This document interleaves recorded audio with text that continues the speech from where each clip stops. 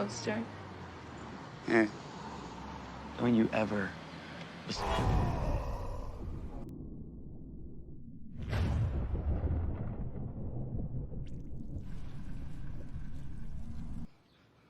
Sorry, brah, gotta go fast.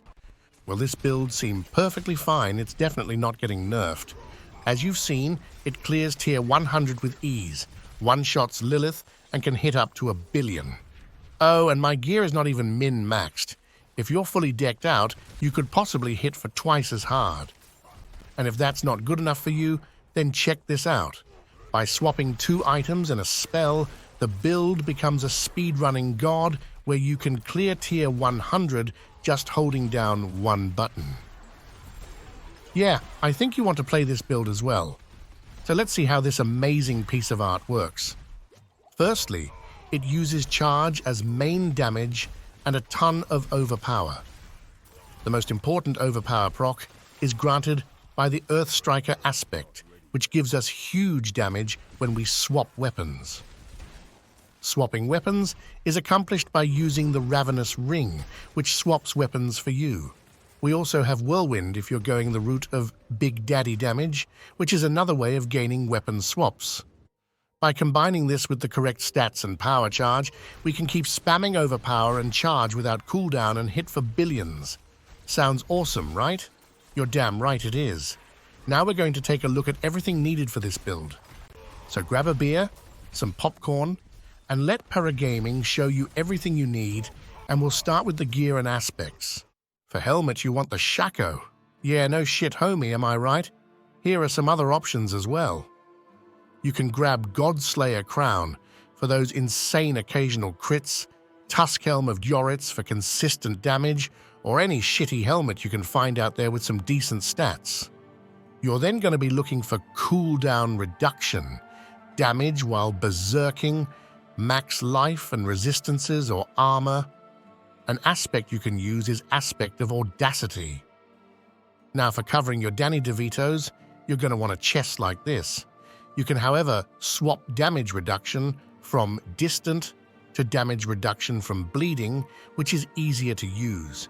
You also want the Juggernaut aspect so that we can reach the armor cap of around 13,000. My gloves are definitely due for an upgrade. Ignore this piece of shit and grab the following stats: strength, overpower damage, crit chance, and all stats. You also want an aspect, and the aspect of elements is the way to go here. Now for the pants, I'm swapping between 2 sets. For Big Daddy damage, I'm using Tybalt's Will for the extra damage. When I'm speedrunning, however, I'm using pants with defensives and ranks to charge. This is because ranks to charge reduces its cooldown, and having these pants allows me to just keep spamming charge without any downtime. For aspect, I'm using the Iron Blood aspect for some extra defensives. As boots, I'm currently rocking a pair of Nikes in real life and these in-game. This is where we put all of our resistances to reach the cap at 120%. We also want a lot of movement speed and preferably more evade charges. The aspect that we're going to use is Ghostwalker's aspect, as it is absolutely busted. Every time we use charge, we gain 25% movement speed, and that's a hell yes for me. Now for the weapons, we need to prioritize some stats. The prio stats are strength, overpower, all stats and damage while berserking. You can also swap all stats to damage to close enemies, but you definitely want all stats on at least 2 weapons for the Paragon board. For Big Bonker, I'm using this one. You're going to want to use Hammer as your charge in the weapon expertise, as it has the highest base damage as well as lets us benefit from some nice talents in the skill tree and Paragon board. For aspect, grab Earthstriker aspect. Sorry, I got lost staring at this beauty. Get it if you can. Otherwise, grab another 2-handed sword. You can swap around the aspects on your weapons a bit, but I recommend using Edgemaster's aspect if you cannot find a grandfather. As one-handers, you're going to be using one-handed maces for the extra overpower. The stats on these are pretty damn solid, but ideally, You would want all stats on at least one of them. Also, imprint one of them with aspect of Ancestral Charge. For the other aspect, it depends whether you're using Big Daddy build or Speedrun build. For Big Daddy damage, grab Veteran Brawler's aspect, and for speedrunning, use Brawler's aspect. Oh, and don't worry if it's tough to keep track of the two different builds. I've got you covered, fam, and we'll have 2 planners in the description. Alright, let's take a look at the jewelry. As amulet, you're going to want Banished Lord's Talisman. We are using this due to the increased crit chance, overpower, and absolute huge damage to critical strikes whenever we overpower. If we could, we would throw the rest of this amulet in the trash for this build. For rings, the Ring of the Ravenous is one of the most important items in this build. As I said in the intro, this item gives us an extra Earthstriker weapon swipe each time we charge. It also has ranks to brawling skills, which reduces the cooldown of our charge, and increases its damage, of course. This also grants us permanent bleeding on nearby enemies, so we can grab 2-handed expertise as weapon expertise. In your other ring, you're going to want the following stats: crit chance, overpower, damage, while berserking, and either damage to close enemies or max life, depending on if you want to do damage or be a soy boy, better cuck. As aspect, Bold Chieftain's aspect is the best. Great job, friends. That's all for the gear and aspects. Let's see what our little friend is up to now. Not much, it seems, but let's see what stones he's carrying. Tempest is the best governing stone for sure, as the cooldown on this thing is short as heck. For tuning stones, I'm using Fortify support as Fortify Source, efficiency for the extra crit chance, and breaking support for whenever I'm in need of some extra vulnerability. If I had the Evernight Stone, which I'll definitely have soon, Wilmao, just kidding, I'd put it instead of breaking support. Now for the other governing stone, Flash of Adrenaline is the best by far. I'm also using duration support and tactical support for more uptime, and safeguard for damage reduction. This is probably where I would put Genesis if I had it. Alright friends, it's time. Time to get big. Not this kind of big though, it's time to get big in the brain by studying my highly intellectual skill tree. In the basic skill tree, it doesn't hecking matter what you take. In the core skill, you take Whirlwind and Enhanced Whirlwind for the Big Daddy damage. If you're using the Speed Farm variant, then you can take points in Rend if you want. To proceed to the defensive skills, make sure to grab 2 additional points in Rend also. In the defensive skills, we're grabbing these passives for some extra health and damage reduction.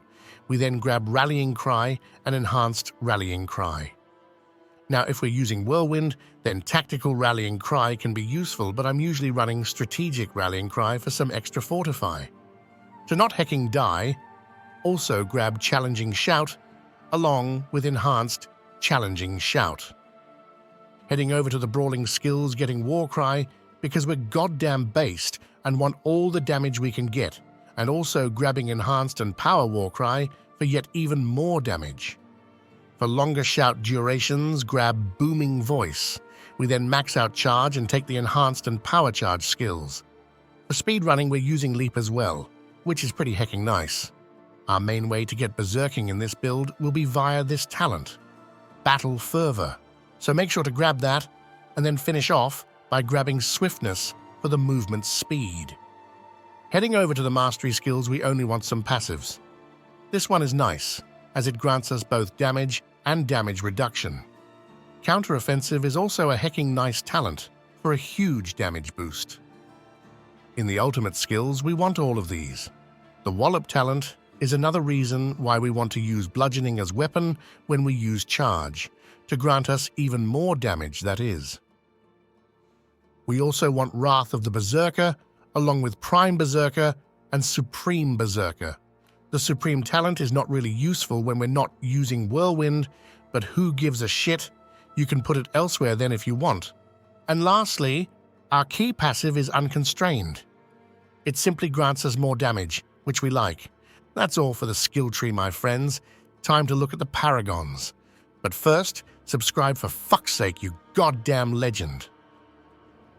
In the starting board, we're socketing the exploit glyph for easy vulnerability.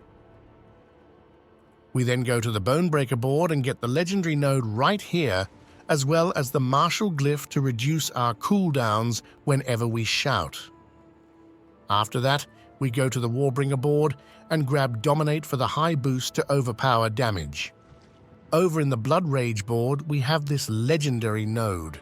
This is the reason we want to stack as much damage while berserking as possible. I could definitely use some more, that's for sure. We also socket the Ire glyph for this reason. Next, we go to the Carnage board and Socket Crusher for the insane 30% damage bonus when we overpower. And lastly, we go to the Decimator board. Here we grab the legendary node, and we also grab the Brawl glyph simply for more multiplicative damage to our charge skills. You know what time it is now? Yeah, it's time to get hecking good.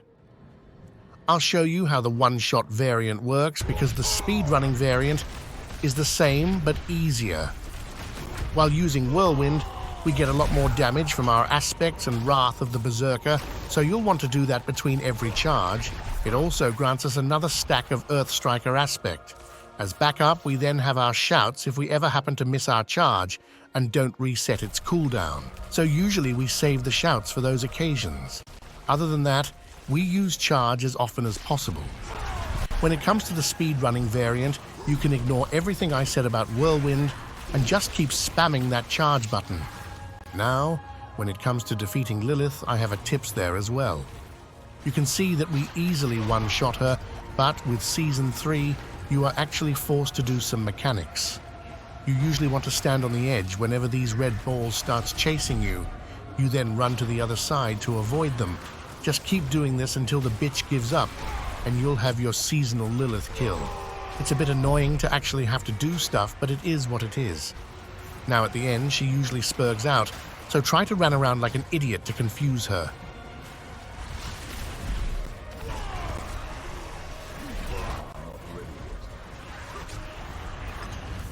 Congrats, you now have your kill. Well shit, son. That's all for this build guide. Keep it tight, and I'll see you in the next one.